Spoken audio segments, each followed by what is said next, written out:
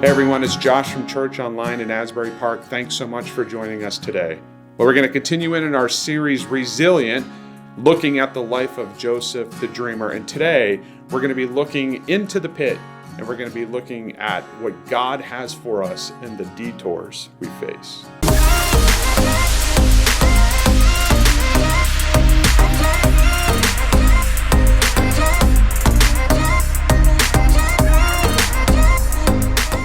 Detours are annoying. I was rushing down to the office last week. I was so close. I was just about a half a mile away, and then there was some construction.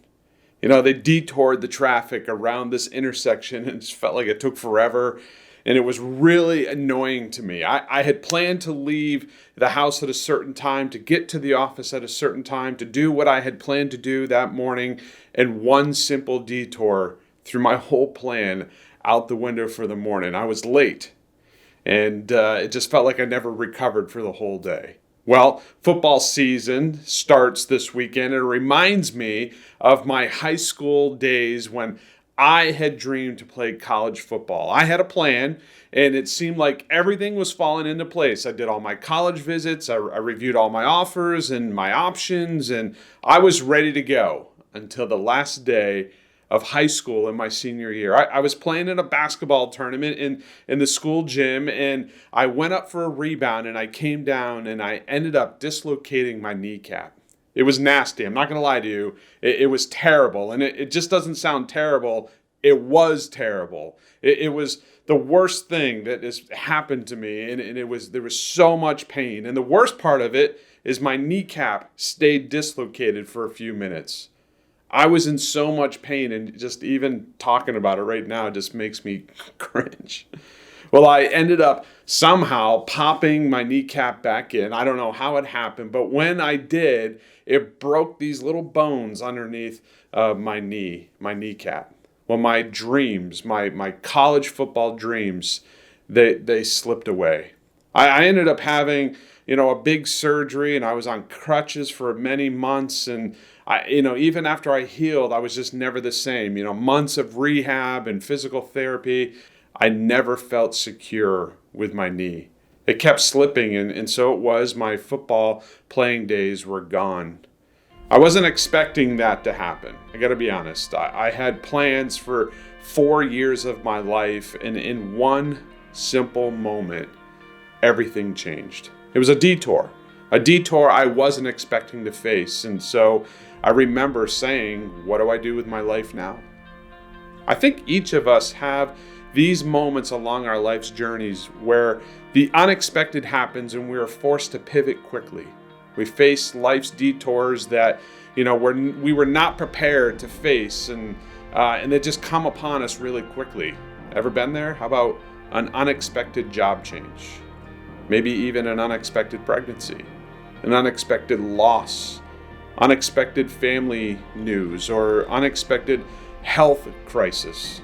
Whatever that unexpected is for you, there is this moment where our dreams get hijacked. The decisions that we make in those moments then can become some of the most defining in our lives. How we handle the unexpected, how we handle detours many times determines the next season of our lives. This was absolutely true for Joseph the Dreamer, and we left him last week as the favorite child in a dysfunctional family. He was loved more than the others, and he was given a special gift from his father, a coat of many colors, or simply, it was the coat of favoritism, the coat of ownership, the coat of superiority, and Joseph wore it proudly. Well, we pick up Joseph's story this week when he's sent by his father Jacob to go check on his brothers who were with the flocks in a place called Shechem. The brothers had to do the hard work while Joseph stayed at home. And now Joseph is sent to check up on the boys. Joseph's tattletelling trait comes in handy for his father Jacob. Joseph, go to the field. Tell me all the shenanigans that the boys are up to. Well, Joseph then, he goes to Shechem, but there was a problem. The boys were not there. They were not where they were supposed to be. They were not where they were told to go. They went to another place called Dothan, which was about 10 or 15 miles away. Maybe they knew better. Maybe they just wanted to be rebellious for whatever reason. They were not where they were supposed to be, and not just close by. They were 10 to 15 miles away. Well, Joseph found out where they were, and he head off in that direction to find them. And the scripture tells us, as he was far off, the brothers saw him coming. Maybe they saw the brightly colored coat and they knew right away who was coming toward them. And I just even wonder what they were thinking just in that moment. Oh man, here he comes. Oh man, we got to deal with a dreamer. But we do know that as he was coming to them, the scripture tells us that the brothers conspired to take matters in their own hands. They decided to handle their little spoiled brother. They decided to kill him. Earlier, we read of the same brothers who once fought for their family. They fought and killed for their sister Dinah. But now with Joseph, they decided not to fight for him. They decided to fight him. They decided to kill him. They didn't decide just to bully him or mock him, which they did. They decided, to kill him, not just to beat him up, to kill him.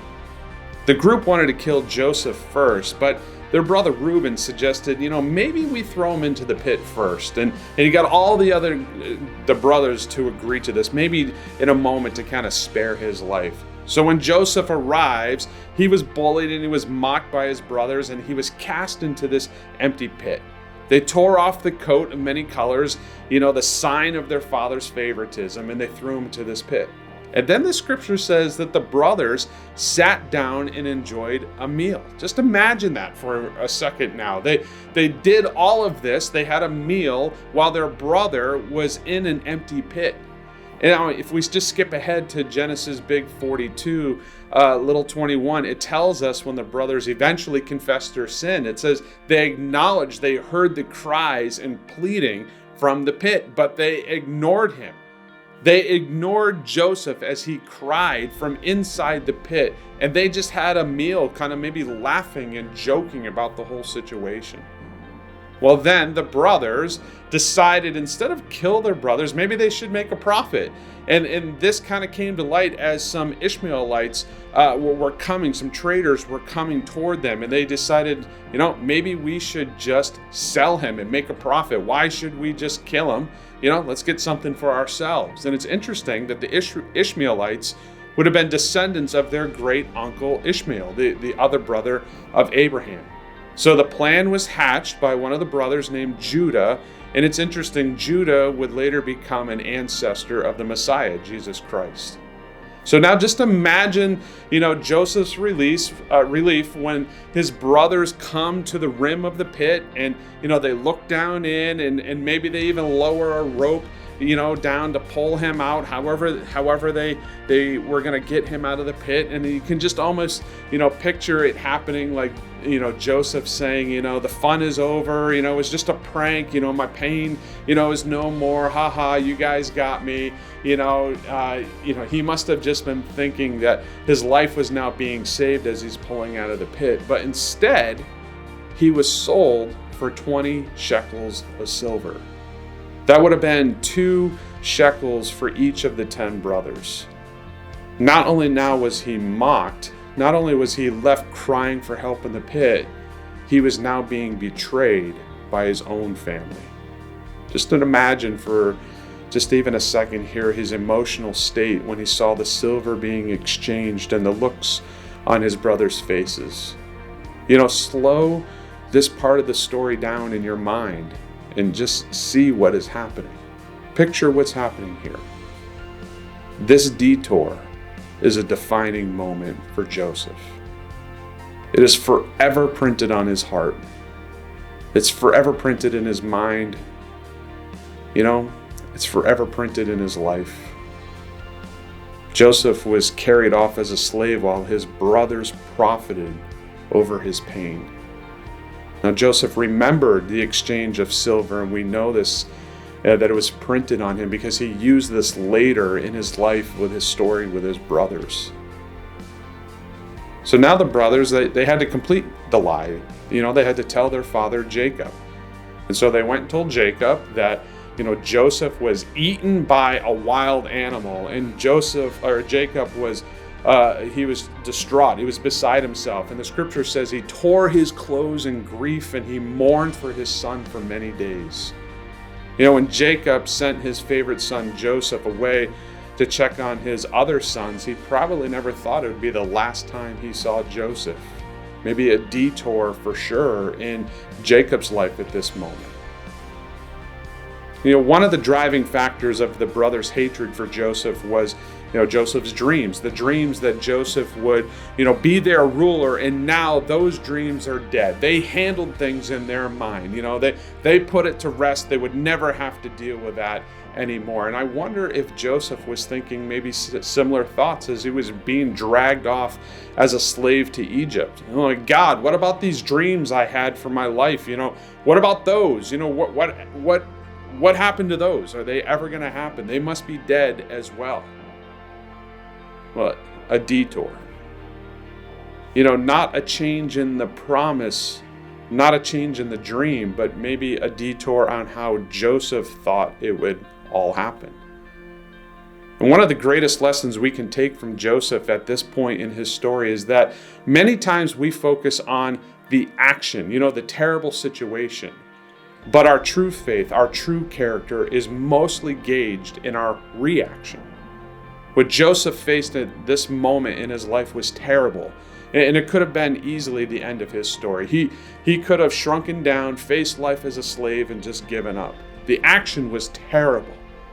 But his reaction was to stay true to his character, stay true to his God, to not let the terrible action define him, to not let the detour he was facing destroy him. God's plan for Joseph did not happen the way Joseph could ever imagine.